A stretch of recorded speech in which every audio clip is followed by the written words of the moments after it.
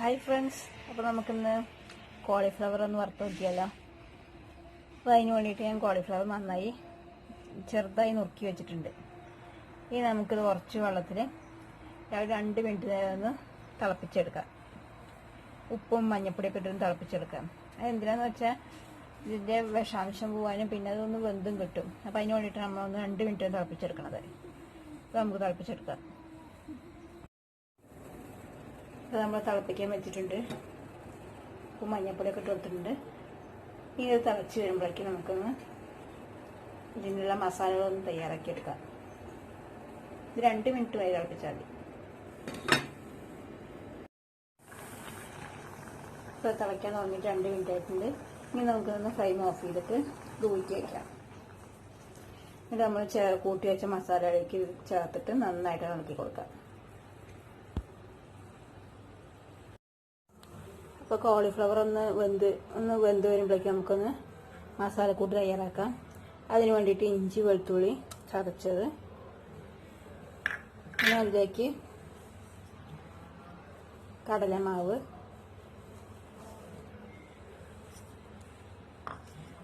പിന്നെ കോൺഫ്ലവർ എന്തിനാ ചേർക്കണമെന്ന് വെച്ചാൽ ക്രിസ്പി കിട്ടാൻ വേണ്ടിയിട്ടാണ്.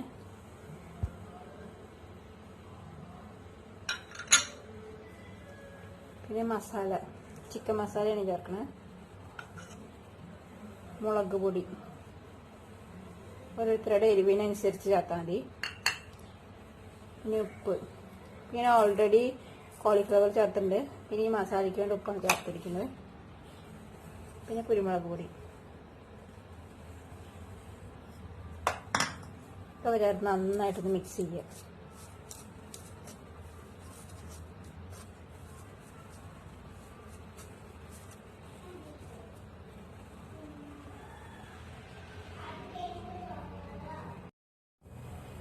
അങ്ങനെ മിക്സ് ചെയ്തെടുത്തിട്ടുണ്ടെങ്കിൽ നമുക്ക് കുറച്ച് വെള്ളം ഒഴിച്ചിട്ടൊന്ന് മിക്സ് ചെയ്തെടുക്കാം.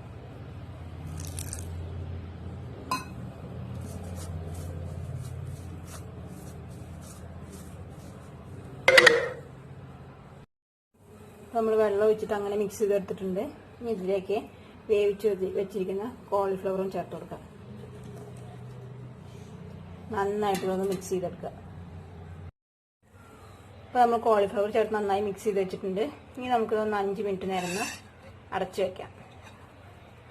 എന്നിട്ട് വറുത്തെടുക്കാം.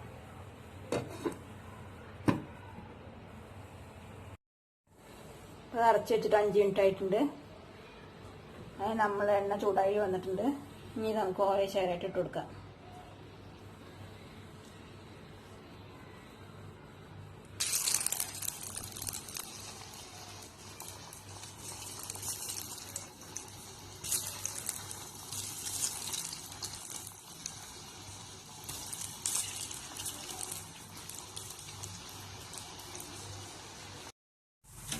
നമ്മൾ ആദ്യത്തെ ട്രിപ്പ് അങ്ങനെ ആയിട്ട് വന്നിട്ട് നല്ല ബ്രൗൺ കളറായി വന്നിട്ടുണ്ട്. ഇനി നമുക്കിത് കോരിയെടുക്കാം. ഇതിൽ മുട്ട വേണവർക്ക് ചേർക്കാം. ഇതിൽ ഞാൻ ചേർത്തിട്ടില്ല. ഇഷ്ടമുള്ളവർക്കൊക്കെ ചേർക്കാം.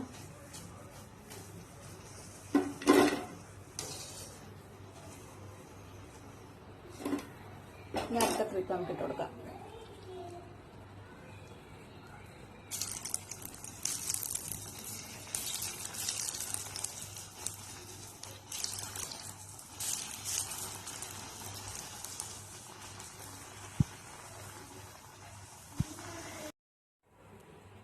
അപ്പോൾ നമ്മളെല്ലാം അങ്ങനെ വറുത്ത് കോരിയെടുത്തിട്ടുണ്ട്.